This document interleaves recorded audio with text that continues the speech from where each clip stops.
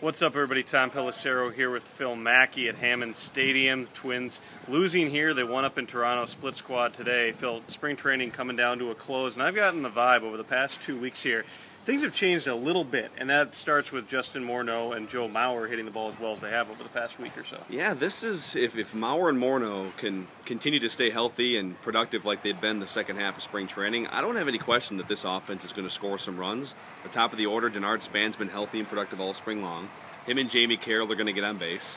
Justin Morneau has been crushing the ball for about a week and a half. The game we saw today, hit a double to opposite field off a 96-mile-an-hour barred fastball. And he did so 2 pitches after he had pulled an inside pitch and they start going away. What does he do? He hits it to the opposite field. And that double didn't get more than 7 or 8 feet off the ground. In fact, the shortstop, Mike Aviles, almost caught that ball, and yet it got to the wall in left field. So I think the offense is going to score runs if everyone stays healthy. Willingham, Domit, Chris Parmelee hit his 4th home run of the spring in Dunedin. The question is defense. If you're going to have Willingham in left field, and we saw him misplay a couple balls today. Has he been that bad this whole time? Because this is the first time that I've really watched him play a full game in left field, and he was awful. I don't know if it was just because he couldn't see the ball or what, but he misplayed a bunch. Yeah, he's not a good outfielder. He doesn't range very well, but he's not in the lineup to play Gold Glove left field. He's in the lineup to hit 25 or 30 home runs. You know, the defensive spots are going to be made up by other players, but you know, Valencia's got to improve at third base, and he's worked all off season on staying down. But I think my biggest question marks aren't whether they're going to score runs. It's whether Francisco Liriano can step up and have a year like he did in 2010. Will Scott Baker's elbow hold up? Will the infield defense be better with Jamie Carroll? And questions like that. So this might be one of those, you never know, mid-90s Twins teams that scores a lot of runs but gives up a lot of runs. But there's no doubt if everyone stays healthy that this offense will be fine. Well, and really 2 questions in the rotation now because Jason Marquis has been away since his daughter had the accident. Scott Baker is going to come back. It sounds like he's going to throw in a AAA game over against the Red Sox AAA team tomorrow. But you've got 2 of the 5 spots now in the rotation that seem to be question marks here. But on the plus side, Liam Hendriks threw 5 innings today, shutout ball, gave up 1 hit. And it sounds as though he and Nick Blackburn, who started the game here at Hammond Stadium, both those guys have been good in the spring. Yeah, you know, Hendriks is throwing strikes all spring long, and that's the #1 thing that Rick Anderson and Ron Gardenhire are looking for: attack hitters and throw strikes. And to his credit, he's been able to get outs while throwing strikes. Blackburn, to be quite honest, it's March. Looks like a completely different pitcher than he has the last couple of years, and he credits that to #1, the forearm being healthy. And #2, moving from the left side of the rubber to the middle, which he says gets more deception, especially against left-handed batters. And so I'm going to go stat geek on you real quick here. Blackburn, since 2007, has been the single most hittable starting pitcher in baseball, meaning when hitters swing, they make contact 89% of the time against Blackburn throughout his career. This spring, that number is 75%. That's a huge jump, and even if it regresses back to his old form a little bit, he's getting more whiffs, and he's more deceptive this spring.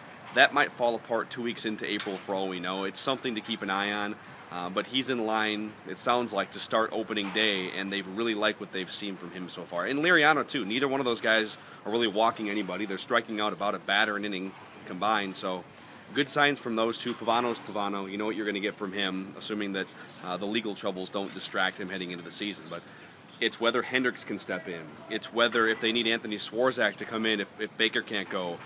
Then you're getting into your 6th and 7th and 8th slots, and the question is depth at that point. Trevor Plouffe got the start in right field over here today, and he's been battling a couple of things. What's really left to decide with this roster right now, besides the potential DL candidates led by Scott Baker? Well, they still haven't figured out if they're going to keep 2 catchers or 3. And the 3rd catcher right now is Drew Butera. J.R. Tolles has shown some pop with the bat, but they still like the way Butera handles pitchers. And in a 3rd catcher role, if he were to make the team, he wouldn't get the 250 plate appearances like he did last year. I mean, Butera once every 10 days or so is obviously not as exposed offensively as Butera 3 times a week. But the questions with Baker and Marquis, and the fact that the Twins have 4 games to start the year, then an off day, and don't need a 5th starter until April 15th, that might open up an extra roster spot. You then maybe add an extra position player like a Sean Burrows if they keep 3 catchers. Or maybe you add an eighth relief pitcher. Maybe it's Jeff Gray and Alex Burnett, who were both competing for that final slot. Gray was pretty bad today. That didn't help. He was bad today, and his career numbers certainly don't look good. But you're battling for the last bullpen spot at this point, so you're not exactly looking for the Mariano Riveras of the world with that last bullpen spot. Royce was down here for about a week, and he said that he took up his prediction for the Twins' wins from 74 to 78 after watching them down here. So a 4-win jump. In your mind, over the body of work, not just over the past week, but really since the time you've been down here, getting down here in mid-February, how much has your opinion changed and in what direction? Honestly, let's say, what did he say, 78, he said? Mm-hmm. Let's say 78's the over-under. I wouldn't be shocked if it went 10 wins in either direction. I wouldn't see them as high as 88 wins? Well, I'm just saying, it wouldn't, if they won 86 or 87 games and everyone stayed healthy, that wouldn't shock me. If they won 68 games, that wouldn't shock me. That's how wide-ranging I think this could be. If Liriano steps up, he's a #1 starter. If Justin Morneau and Joe Mauer step up, they're MVPs. So why not get above 500 with those guys all healthy? But then again, if those things don't happen, how far removed are you from last year's team? Not very.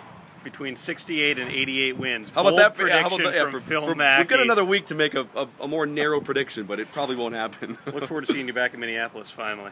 Yeah, I don't know. I might have to actually vote in Florida this year. You never know. He's Phil. I'm Tom. Full Twins coverage all season at 1500 ESPN.com. We will see you.